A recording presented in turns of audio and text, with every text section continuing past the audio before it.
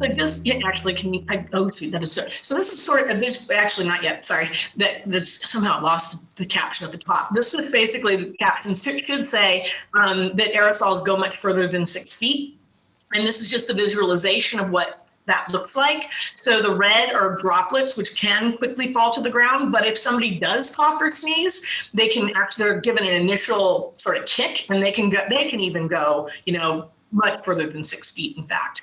And so distance is really, really important. If you go to the next slide, this slide was a key slide that I borrowed it from Lindsay Marr, and this is a slide I showed in a debrief of Dr. Fauci to sort of help overturn this sort of belief that only things that are really tiny, aerosols less than 5 microns, has always been the cut for over 100 years. Only the super tiny stuff will float. The rest of it will fall to the ground, and that is not true. It turns out that size cut should be closer to 100 microns.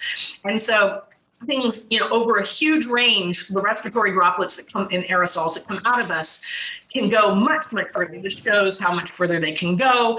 If they start out with sort of a low indoor air velocity, they can go as far as 100 meters of 5 microns, so much further. This is sort of as they're settling, if there's nothing carrying them along, which is actually usually not the case. But if there's a high indoor air velocity, they can go even further.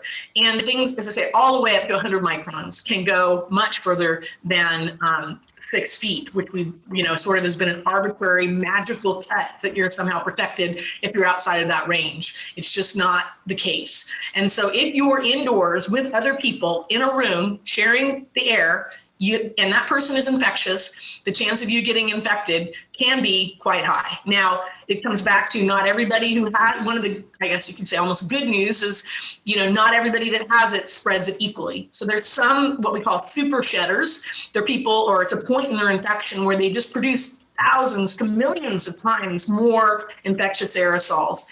So if you're unlucky, and these people only represent maybe 10 to 20% of those that are infected, if you are unlucky and in the room with one of those people, your chance of becoming infected, if you're not wearing a mask, if you're not distanced, if it's not properly ventilated, is actually quite high.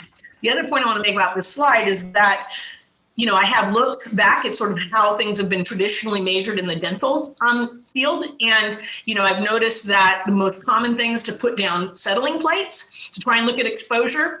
And that, that's not telling you what the aerosols are doing. The aerosols will remain in the air. You need airborne sampling. You need airborne measurements to actually be able to assess the aerosols that are produced from the many different procedures that are used. Next slide.